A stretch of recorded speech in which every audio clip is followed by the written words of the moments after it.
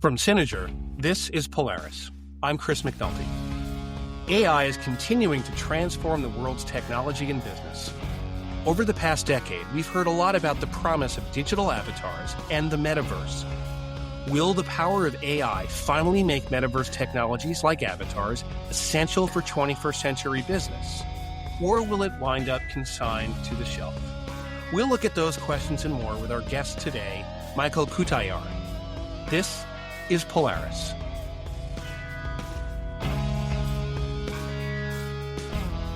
So welcome to Polaris Pathways. I'm your host, Chris McNulty, Head of Strategic Markets at Synozur. Synozur is an advisory agency focused on transforming business for our clients, navigating strategy and leadership culture with ease. Today, we'll be talking to Michael Cutajar. Michael has driven several companies that work with clients like UBS Bank, Lazard, KPMG, the European Banking Authority, and more. He's based in Malta, and certainly our first guest ever from Malta. He's the founder of InteractiveAvatars.AI. Michael is an expert at using Web3 technology to solve problems like customer retention, and to take Metaverse technology out of the world of goggles and into the screens and hands of everyday life and mobile experience. Let's define our terms and our data points. According to Grand View Research, the global digital avatar market reached over $18 billion in 2023 and is growing at a 49% clip for the rest of the decade. Interactive AI-powered avatars are over half of that market and are growing even faster. Now, 6 years ago, Forbes was presenting the idea that avatars would soon come to dominate customer service, and that's still a promise that hasn't manifested itself yet. So what's an ideal AI customer avatar? Over the past few years, Microsoft has rolled out technologies like HoloLens, Microsoft Mesh as part of Teams, and even the Spaces component in SharePoint, which is being merged into Mesh at this point. But there's been a lot less attention focused on avatars, especially with all the attention paid to generative AI. But Gen AI solutions, in fact, are making it easier to build dynamic content to power those avatars. And there's a lot of investments in generative AI. Bloomberg is projecting that market will hit $1 trillion in just over 5 years. So it's an interesting inflection point for our industry. Avatars are certainly being used more in online business meetings. So how does AI start to transform this business promise into a vital part of customer experiences? That question and the answer is why I'm really excited to be able to bring Michael on to Polaris. Let's go.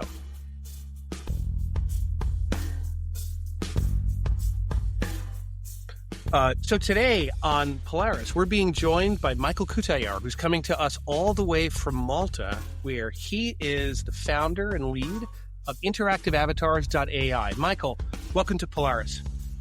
Thanks for having me, Chris. Could you take a minute to introduce yourself to the audience and talk a little bit about the journey that's brought you to us today? Sure. I'll try. Keep it short. So effectively, as you said, I'm from the island of Malta. I'm 29 years old. I've been in business for the past 10 years. I initially started accountancy. I have a master's in accountancy, but then I moved into tech. And a couple of years later, we're at a stage where we've launched the company, we've launched the product, and we have clients on board. Interactive Avatars focuses on photorealistic avatars, so human-like, effectively acting as be it sales agents or educators or historical narrators through different forms. So yeah, that's what we're focusing on at the moment. So it's interesting. I can promise you are our first guest from the island of Malta. What's it like to live there? It's great. I mean, it's interesting to see how it's evolved over the decades. I've been living here. Obviously, I travel a lot, so I have a lot to compare with, but we've progressed a lot. It's very hot during summer, so extremely hot. But then also the trade-off is that it's very nice and warm during winter. So, I mean, this time of year is beautiful. Yeah, I'll have to go there. I've traveled a lot, but Malta will have to be on my list for the future. I mean, yeah, you're always welcome. So I'll take you out That's for, great. for dinner and see a bit of the island. Metaverse technologies have been around for a few years, and we've seen things with goggles and headsets and avatars like Mesh and the rest. Why do you think that level of interactive avatar is becoming more important lately? I mean, yes. So it all boils down to the technology of LLMs, right? Because prior Hmm. to that, it was pre-programmed avatars, which might cost said studio a couple of grand just to get it done up, right? And the answers are very limited. But now with the beauty of LLMs, we've managed to kind of integrate both technologies and make it super hyper realistic that um, could not be offered before. So, with that, you have a lot of experience across, the third wave of what get called Web3 technologies. Why did you start interactive avatars? I started interactive avatars because I noticed that we were way too early for metaverse architects. Hmm. So we did run that for 2.5, 3 years, and we're just way too early. The traction was very strong. We had a couple of great clients. We raised money, etc. But noticing that maybe we were a bit ahead of the curve was a mistake. So I said, okay, what can I build which clients want and which clients would use. I spoke to a different amount of clients in different industries, and they said, hey, if you could build something which kind of looks like a human, which acts as a sales agent 24/7, which you can place on our website or we can place outside our product, etc., we'll probably buy it. So that was my rationale to move off it. So we closed Metaverse Architects a year and 2 months ago, roughly, and I spent the whole year building and learning and speaking to clients, etc. Well, that's great, and I understand that journey. There's lots of examples of technologies that show up too early or too late, and hopefully this is well timed because customers are coming to you looking to solve problems. When they find you, I know that the understanding of their problem may shift over time, but what problems are they looking to solve initially when they reach out to you? Um, so it really depends on type of industry they're in. I'll uh, I'll give a use case for a Hmm. museum we worked with. So there's this museum here on the island which gets hundreds of thousands of visitors per year, and they were struggling to really get a cheap product on board without having to invest tens of thousands that could interact with guests after the experience. So it was specifically about the Knights of Malta. So what we did was create a specific knight with a certain knowledge base, placed it on an iPad, and as users were leaving the experience, they could interact with the knight and yeah, I mean, share it to social media, etc. So that's one. So it was kind of Hmm. a physical space. And then what we have is a lot of marketing campaigns which people would say, hey, could you use your avatars to potentially push our product? And obviously from a scaling point of view and from a price point of view, it really pays them. You spend a couple of $100 a month and you've got loads of content which you can reuse and reuse and reuse. So it really depends on the industry, but those are the two main use cases at the moment. It's interesting if you think about it. Um, there's certainly things that an avatar can do that uh, a live person in theory could do, right? You could have Yeah. a docent sitting in front of the museum answering questions, but there's things that you can do with an avatar that you couldn't do with a live person. What are some of those things that you found that are most compelling? Hmm. I would say the ability to switch languages is a big one, right? So we, Well, we've that's a got good our, one. we've got our Yeah. avatars in like 20 languages. So with a switch of a button, you could have them speak English, then French, and Chinese, and Arabic.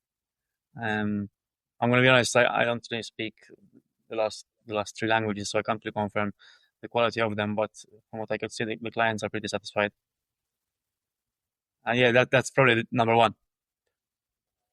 That's a great one. When you've had success with your customers, what does success look like when one of your customers is deploying one of your avatars? So if it's a widget on a website, you need to look at retention time and then conversion rate on said product. So so think of it like a normal text chatbot, I would say. The user goes for one specific thing, and the quicker you can give him the answer, the better. And if it's more of a product based, experience based kind of thing, customer satisfaction feedback is very important. So if they're leaving a thumbs up or a thumbs down, you would have an idea of how that works, and then pivot according to feedback, right? So yeah, Right. those three metrics are pretty important. So I would imagine that sometimes when you're talking to a customer, there may be some reluctance. I think there's some long-standing momentum to the idea that avatars are something for gaming and maybe not something for serious customer service or serious corporate world. How do you address that if you hear that challenge? You, you tend to hear it. You tend to hear it most of the time, especially when it's something very innovative. But what I like to do is just show them the traditional chatbot, show them the fact that we've recreated a hyper realistic chatbot, and the latency is the same, the knowledge base is the same. So effectively, why not go for a more realistic option if you can get your clients to potentially remember you more or feel more like they're talking to a human? Because one of the main problems we've found is that users, even though chatbots are extremely efficient, you'd be surprised they don't really like speaking to chatbots too much. When I think about different generations, I think about my own children. My son has been playing Fortnite for years and years and years. He thinks nothing of being represented by an avatar or interacting with his friends through avatars. And I think it's a natural progression when you look at generational shifts in the workforce that people are carrying those things forward. I'd be curious, have you ever seen that when generations are bringing that into more of a commercial setting, um, some of the more established people in the workforce picking up and being open to using avatars? Um, it well, effectively, what we're trying to do with our company, due to the realism, is for the end user not to realize it's an avatar, right? But at the same time, you've got to respect the honesty of it. So we'd like to be honest, but from an end user point of view, um, we're doing our best to make it as hyper realistic as possible with non-verbal cues, with strong video and voice synthesis. Mm-hmm. So on that note, it's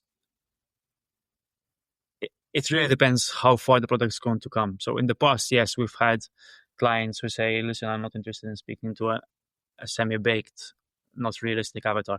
And you don't blame them. But we're seeing more of an interest, especially when it comes to the younger generation, when it looks as realistic as possible. So then it makes sense. It's interesting, though, when you think about that, one of the practice areas that we have at Synozur looks at ethics and AI, and there's been a lot of attention paid. You remember, what was it, 2 years ago, where someone generated a photo of Pope Francis wearing a great Balenciaga white puffer jacket, and everyone was like, he's really cool, and it was an AI image. Yeah. And there's been a trend, certainly in a lot of the mainstream, to make sure that you are signaling to someone that something's generated by AI. Yeah. So when you bring it into hyper-realistic avatars, what do you think are the ethical duties of making it clear when someone is talking to an actual live human being or something synthetic, when those two things become hard to distinguish?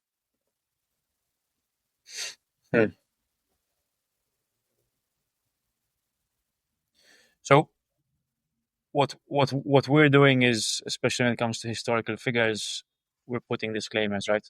It is not an accurate representation of said historical figure, but it is in the public domain. So a small bubble chat at the bottom, which really shows our intention. When it comes to maybe not historical figures and people who are just, you could say, using deep fakes to manipulate, I have seen a big rise in safeguards when it comes to the creation of avatars, especially on the larger platforms. So they are asking for consent. I don't know if you've seen it, but literally when you're going to, as in we deal with this all the time. So if we get clients asking for said character, we need their approval that they actually have the rights to that character. So if, for example, that makes sense. So Yes. we're seeing a big push on it now, especially in Europe. As you probably know, we're quite big on legislation. I mean, there tends to be that joke that Europe loves to regulate, right? And that's the truth. So our legal team has advised, like, listen, ensure that one, when you're releasing products, you indicate that it's AI, and two, if you're going to get clients who want to create interactive avatars, you need their consent. You need to ensure that they are the actual person representing the person they want to build. So you don't get, hey, I go out, someone comes to me and say, I want to create an interactive avatar of Chris. To do so, I would actually need your approval and through a video form. So it's super interesting. It's pushing in that direction. And they're expecting that if companies don't start putting these measures in place, they're going to get big fines. So let's talk about your customer journey. Once one of your customers has found you, what does it look like when they engage you? What does an engagement typically look like to bring an avatar to life? So actually, normally we sit down for half an hour, 45 minutes, and scope out their manual processes in their business, especially when it comes to the sales and marketing side. Okay, there might be avenues where we can work together in different ways. Part of our company is also systems analysts, where we also help with integration.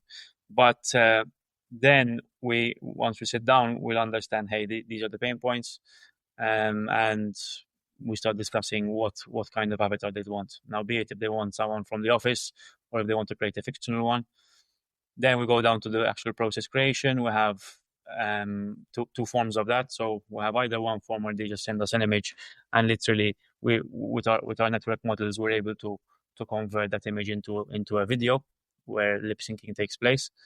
And the other option is high fidelity video, where they're literally speaking for 4 or 5 minutes in a high resolution, and that will convert into an interactive video.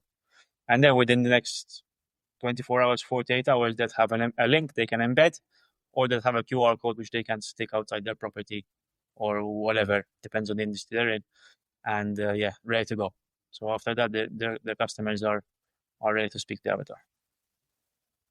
Yeah, it's interesting. Have you played around with, there's a consumer app in the States here called HeyGen? Yeah, of course. It's been fascinating. Like, I used it with a picture of mine to generate a video, and we'll have to include that in the show notes. It's a little disconcerting because you realize in this one, granted, it's a consumer tool and it's free, so I don't expect everything. The only thing that moves are my lips, and my head seems to move a tiny bit. Other than that, everything is frozen solid, which my partner, Michelle, found a little disconcerting when she looked at it. So that journey, you start figuring out if someone wants something that's based on a real person and how you stitch it up. And then you've got to obviously map the content that avatar is going to have access to.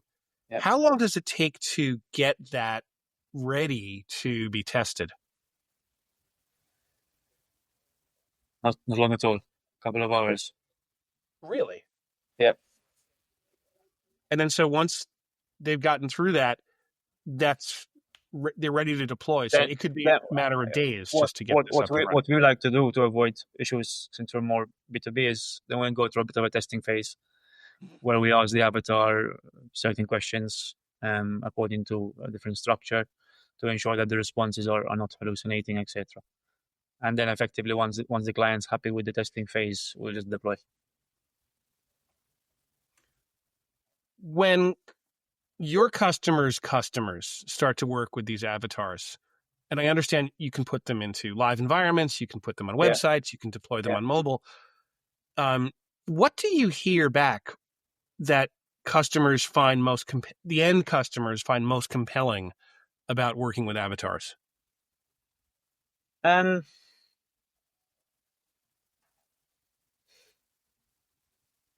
so we're finding a lot of fascination when it comes to historical figures. Like the more we do, the more research we're doing, the more fascination there is with that. Can you give an example of one of the figures that's might be Sure. well known that you've So used? we did Cleopatra. I mean, there are a couple of articles on the internet about our release of Cleopatra. So from a bust to an image, to an image, to a live video, from a live video to interactive live video. That was the flow. And people like that. I mean, obviously there are people who say, hey, "Listen, that's not accurate," but that's where the disclaimers come into it, I guess. Well, if you're gonna quibble with historical accuracy about Cleopatra, a few months ago we were watching the Liz Taylor movie, Okay. which I'm not sure is all that historically accurate either. So Yeah, I think that's opening Pandora's box. But we work when it comes to history. We're working with some professors from universities on purpose to make sure that we're getting things right. so that's great. It's a little difficult to bring the audience all the way in, but we'll definitely want to share some links to some of those things that customers can look at on their own Yeah, in the 100%, show notes. 100%. What's something about avatars that you know that our audience might not know? Good one, Chris. Bear with me.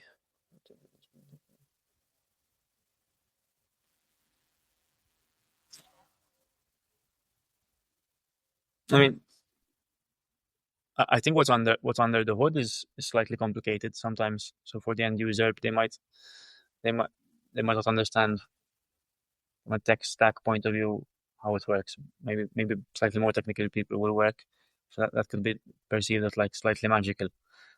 But effectively, it's not crazy complicated, as I'm sure you're aware, Chris. Um, but yeah, I would say that's it. I would say there's still this fascination, especially with hyperrealism, right? And that since the technology is simpler, it's probably on a much more like stable base. Yes, of Right. course, of course. Yeah, Yeah, 100%. I was working with a startup, a completely different tech area 2 weeks ago. They had some great ideas. I don't want to call them out, um, but they just couldn't get it to work reliably. They were trying to do a direct to business commercial model, and they very rapidly realized that the way that they were set up, they had to ask customers to email them questions, and then they would put it in on their side, and then they would screenshot it. And I'm like, okay, that's never going to work at No, scale. no. Um, Well, I mean, that's stuff which you learn from kind of that's yep. taking it back to how this started. Is actually, I actually started as a mobile application in augmented reality, so completely different. But the basis was still interactive augmented characters, and I got feedback from the market to pivot in a slightly different direction. So yeah, that's interesting. You say that.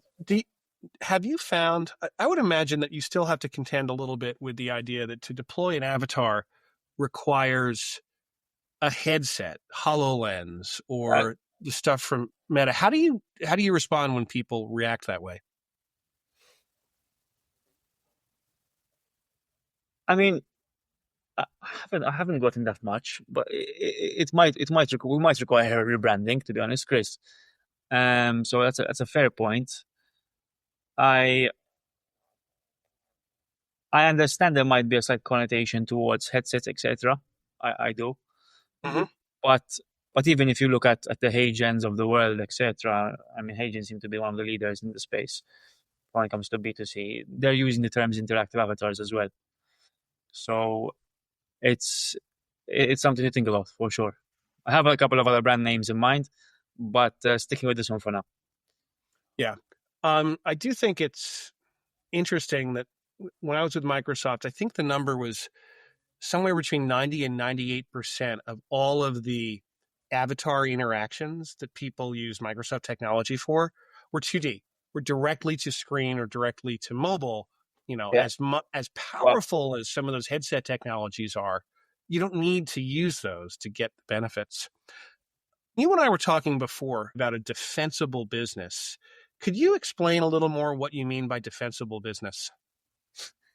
I spent the past 6 months or a year wrestling with this the speed of innovation when it comes to language models, etc., might outperform the innovation of startups. So we've seen it, right? We've seen in the past year many AI startups being eaten up by the updates of certain companies. So I said to myself, okay, how am I going to create something which within the next year and a half, some huge behemoth company just does this and destroys my company? Now, what I've found is that, yes, there is competition in the space for our kind of business, but there's certain manual elements which could make it slightly defensible, especially when it comes to lip syncing and when it comes to the video synthesis. So it isn't something which anyone can do, and Right. that's the reason why. That's the reason why. So yeah, that's basically it. So when you look at the technology and the way it's being used, we talked about museums and commercial representations and how it shows up on desktop or on mobile. What do you think is coming next in this field? I mean, I hope it's augmented reality. It's the reason why I built the company, right? I'd love to pivot back into AR. That really depends on where Meta's going to take it. So my dream for the business is for users to be walking around European cities and just seeing the history that confines in Europe, right? That's my goal. That would be absolutely unbelievable, especially from a knowledge point of view. So I really hope that. But yeah, it depends on what Mr. Zuckerberg is going to do this year with his XR division. Don't underplay the history of the United States. Here on the West Coast, there are some buildings that go back to the 1980s. Of course. No, the audience knows I'm originally from Boston. Boston, at least, goes to the 1600s, so there's real history. No, that's amazing. No, I mentioned Europe because we're actually set up here, so obviously that was the first thing that came to my mind. But history all over the world. I mean, but there are many companies in America. For sure. Well, I think history was invented in Europe in many ways. So Nah. I don't think so. Fair enough. I mean, we would probably take it. Europeans would probably take it, but I don't think so. Well, the interesting thing is, the need for translation, I think, in Europe is really great for Americans because so many Americans only speak 1 or 1.5 languages. And my experience on the continent is everyone speaks 3 or 4. So if a sign's in German or in French, people or Italian, people can still navigate it. Whereas when Americans are wandering around Europe, as I was last summer, unless it's English or maybe some French, I've got to go take out this, do a little Google Translate and go, oh, now I understand. Yeah. So I assume you did that with menus as well, probably. Sometimes, yes. Yeah, sometimes. That's the problem even for me. I don't really speak all the languages, so I get you. I remember years ago I was traveling in Italy, accidentally. I love to chat with my guests a little bit also about something that's sort of outside the worlds of business and technology. So let's do it. When you think about things that you may have read or seen or heard kind of in your personal life, a film or a book or television show, what's something that you've connected with over the past month or so that's really had an impact on you that you'd like to share with the audience?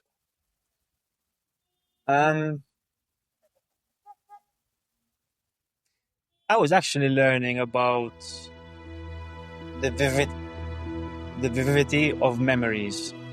So when you think about your past, when you look back and have flashbacks of your past, be it good moments and bad moments, are there specific moments which have a shorter time frame which you remember more, and why is that? So I would say, okay, let's say for example you go abroad for 1 week, and this was 20 years ago, right, Chris? But then you can remember certain fragments of it, but then you remember something which was 35 years ago or 30 years ago, which was a duration of 3-4 hours, right? I was learning about, I was trying to learn a bit about how that works in the brain, which is super interesting. So how you feel certain emotions, which results in you having stronger memories, which then results in me saying, hey, that's really an indication that if you want to look back on your life when you're on your deathbed in a certain way, you really need to feel stuff with passion, right? You really need to do stuff with 100% passion.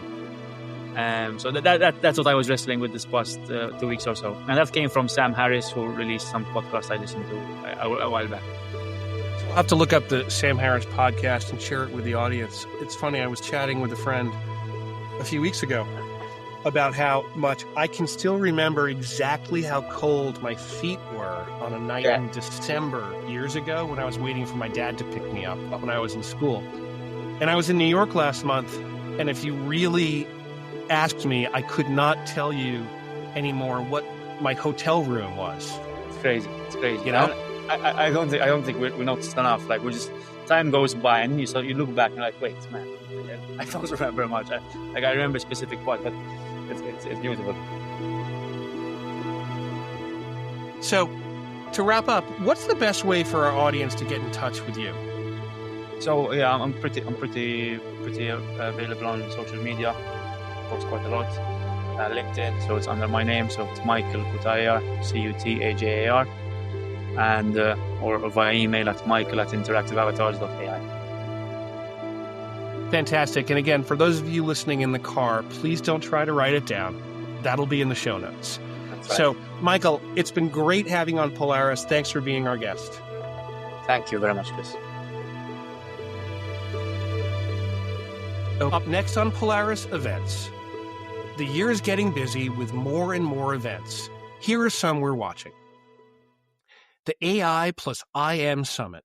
From March 31st through April 2nd, the Association for Intelligent Information Management, AIM, will host their annual conference.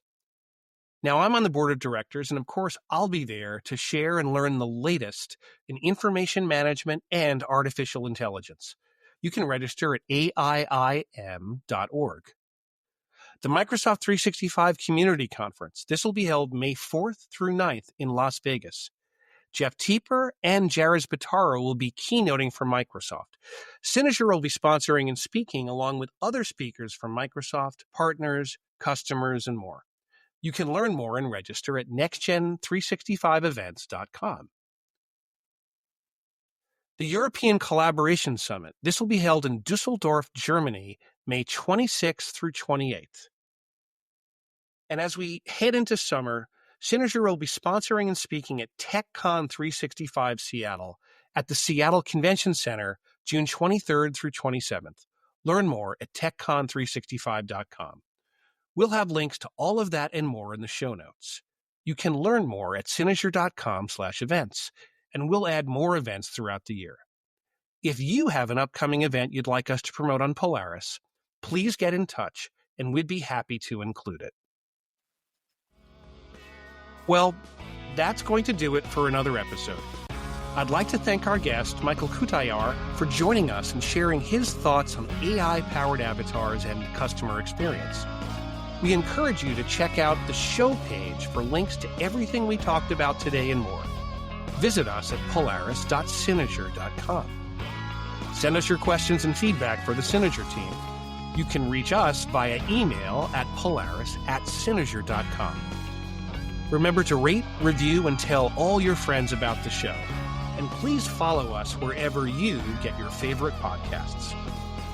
Polaris is produced with the help of our friends at Riverside.fm. Our theme song, Alternative Dream, is provided courtesy of Adobe. Additional music and sound provided by Indie Guy Records. Graphic design by Josh Brantley. Thanks for listening. I'm Chris McNulty, and this has been Polaris, a show that charts the course for business and technology transformation from Synozur. Learn more at synozur.com. See you next time.